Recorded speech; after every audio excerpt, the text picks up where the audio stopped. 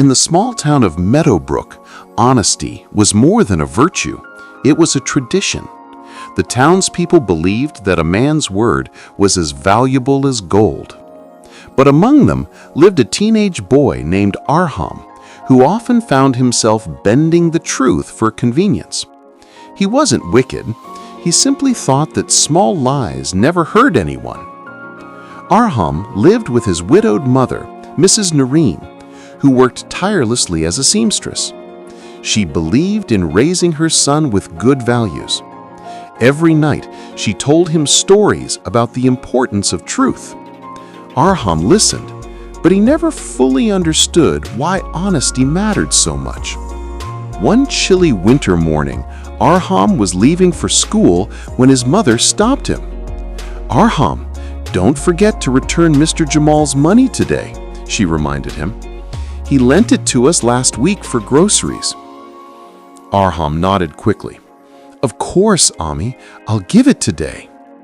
But deep inside, he wasn't sure. He wanted to buy a new football that all his friends had. Returning the money meant letting go of that dream. His mind whispered, "What if I keep the money now and return it later? Nobody will even know." At school, his friends were already playing with their new football. "Arham, come join us," they called. Looking at their excitement, his desire grew. After school ended, instead of walking home, he ran to the sports shop. The shiny black and white football practically begged him to take it home. He hesitated for a moment. Then he convinced himself, "It's just for a few days. I'll return Mr. Jamal's money next week." And he bought the ball. When he reached home, his mother asked, "Did you return the money?" Arham froze for a second, then said softly, "Yes, I did." His mother smiled proudly. "Good, I'm glad you did the right thing." Her happiness struck his heart with a strange ache, but still, he kept the lie. The burden of a lie. The next morning, Mr. Jamal came to their house.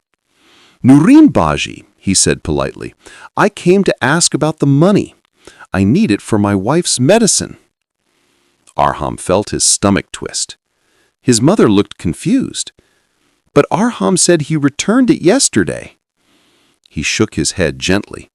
"No, Baji, he didn't." She turned to him with disappointment clouding her eyes. "Arham, what is he saying?" His throat tightened. Fear crawled up his spine. I must have forgotten," he stammered. Mr. Jamal sighed. "It's okay, but please return it soon. I really need it." After he left, Mrs. Noreen looked at her son with quiet sadness. "You lied to me, Arham." Her voice wasn't loud, but it cut deeper than any shout. "Ami, I'm sorry," he whispered. "I'll earn the money back somehow, I promise." She nodded. Promises mean nothing without honesty. Those words stuck to his heart like glue. The chance to make things right. For the next few days, Arham desperately looked for a way to earn money. But he was only a teenager. No one offered him work. One afternoon, while walking home from school, he passed by a jewelry shop owned by Mr. Kareem, one of the wealthiest men in town. A small crowd had gathered outside. Curious, Arham moved closer. "A stolen gold bracelet," a woman cried.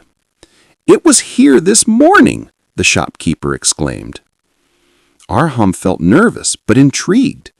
Then suddenly, he noticed something shiny lying near a bush beside the shop.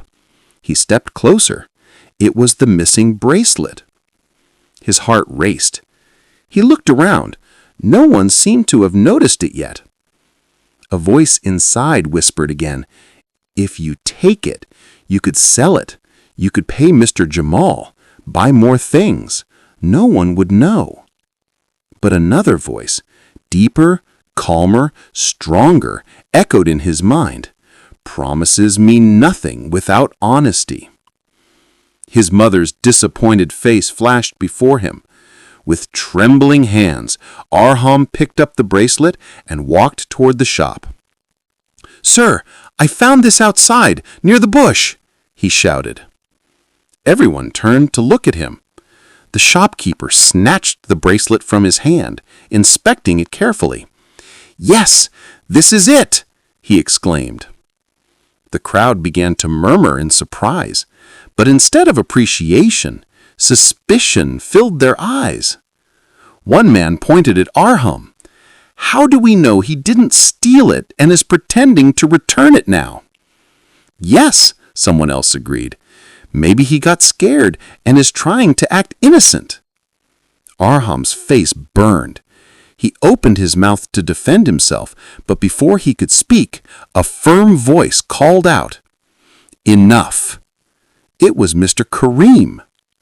"This boy is doing the honest thing.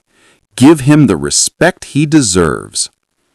He placed a hand on Arham's shoulder. "Thank you, son. You saved me a great loss today."